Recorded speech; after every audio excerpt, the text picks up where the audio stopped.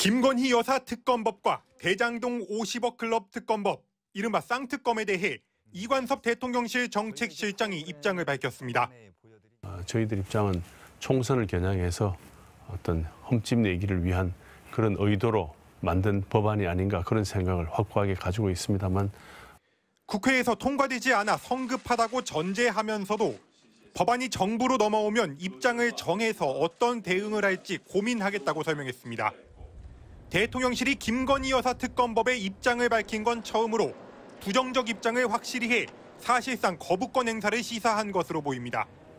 쌍특검 법안은 오는 28일 본회의에 상정될 예정입니다. 국민의힘은 오는 26일 한동훈 비대위원장을 공식 임명하고 오는 29일에는 위원 인선을 마치고 비대위가 공식 출범할 것으로 전망됩니다. 한동훈 비대위의 첫 시험대가 김건희 여사 특검인 셈입니다. 국민의힘 역시 김 여사 특검법은 기본적으로 총선용 악법이라는 입장이지만 수직적 당정 관계가 문제로 지적되어 온 만큼 대통령실과 다른 목소리를 낼 수 있을지가 관심입니다. 수직적인 당정 관계로 보인다라고 하면 그런 부분에 대한 변화나 반성은 필요하겠으나 그것이 당과 정의 어떤 반대되는 관계 그리고 다툼의 관계를 의미하는 것은 아니다. 민주당은 김 여사 특검법을 놓고 압박 수위를 높이고 있습니다. 윤석열 대통령의 공정과 상식 기조, 한동훈 비대위원장 지명자의 법 앞에 예외는 없어야 한다는 발언이 김건희 여사에게도 예외일 수 없다고 강조했습니다. 한동훈 비대위 체제가 처음부터 정권의 부도덕함을 호위하기 위한 아바타 노릇을 한다면 정권 몰락의 서막이 될 것입니다. 여야가 총선 진용을 갖춰가는 가운데 김건희 여사 특검법 전국을 맞닥뜨리게 되면서 극한 대치는 불가피해 보입니다. MBC 뉴스 손하늘입니다. 이 대표는 쌍특검에 대해서 어떻게 보고 계십니까, 일단? 저는 특검에 대해서 이미 예측했던 게 이게 통과될 수밖에 없고 통과되고 나면은 원래는 이제 공천이 끝나기 전까지 재의결을 마무리한다는 생각이었을 거예요. 네. 그 거부권 행사했을 때. 네. 제가 페이스북에 지적했던 것처럼 15일 내로 거부권을 대통령이 행사하셔야 되는 건 있지만은 그걸 다시 언제 재의결에 붙일지는 국회의장 마음입니다. 그러면은 말 그대로 국민의힘 공천이 끝난 다음에 다 자른 다음에 재의결에 올라갈 수 있는 거예요. 그러면 그것도 통과됩니다. 네. 그러니까 지금 진퇴양난이에요. 좀 그런 상황을 만든 것은 결국 지금까지 일방적으로 국정을 운영해 오신 대통령이다. 저는 굉장히 안타깝고 저는 오히려 특검을 땡겨받자는 얘기를 했었어요.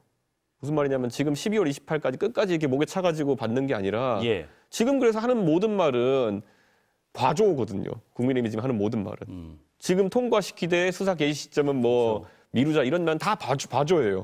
지금까지는 굉장히 고압적으로 사정적으로 이끌다가 우리가 수사받을 타이밍이 되니까 봐줘 이런 얘기하는 거거든요. 근데 이거는 민주당 입장에서 미쳤냐 이렇게 되겠죠. 바로 송영길 대표가 구속된 게 이번 주 초거든요. 그렇다면은 야 한창 민주당 수사할 때는 신나게 하더니만은 지금 와가지고 김건희 여사 수사한다니까 왜 봐줘라고 얘기해? 이게 아마 국민 여론이 될 거거든요. 그리고 민주당이 받을 수도 없어요. 서로 사정정국하지 말고 특검하지 말자 그러는 순간 민주당도 야합 세력이 되는 겁니다. 그렇기 때문에 국민들은 그것도 바라지 않을 테고 결국에는 갈 수밖에 없어요, 이거는.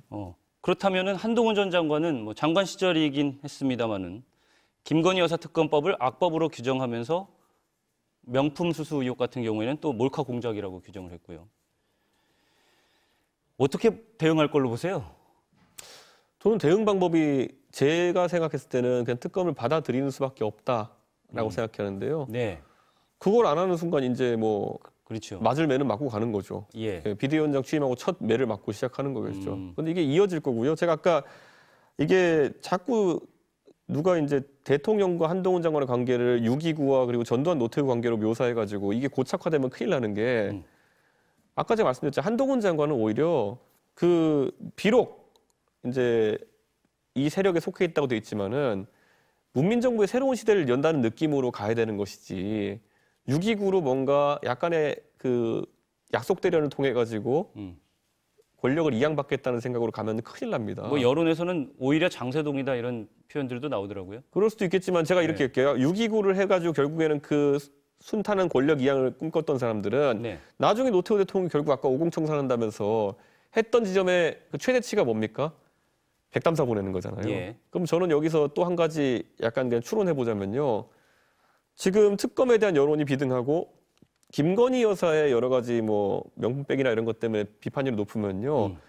할 수 있는 생각의 한계치가 백담사 보내는 것처럼 아마 사가로 가시게 한다 뭐 이런 얘기가 나올 거예요. 예. 그럼 사가가 무슨 백담사는 저 강원도에라도 있지 아크로비스타에 계신다 뭐 이런 거 제 입장에서는 본인들은 대단한 구국의 결단이라 생각하고 이렇게 포장하려고 하겠지만은 예. 국민들이 봤을 때는 야, 그 명품백을 받으신 데가 아크로비스타인데 아크로비스타 가 계시면 더 위험한 거 아니야? 뭐 이런 생각을 할 수도 있어요. 예. 그러니까 이게 지금 본인들이 계속 기획을 해가지고 뭘 언론을 통해서 흘리고 이게 대단한 결단인 양 자꾸 해서 이거 국면을 넘어가려고 하는데 예. 그게 아니라는 거죠. 저는 제발 지금이라도 국민들이 무엇을 원하는지에 대해 가지고 조금만 들어봤으면 좋겠습니다.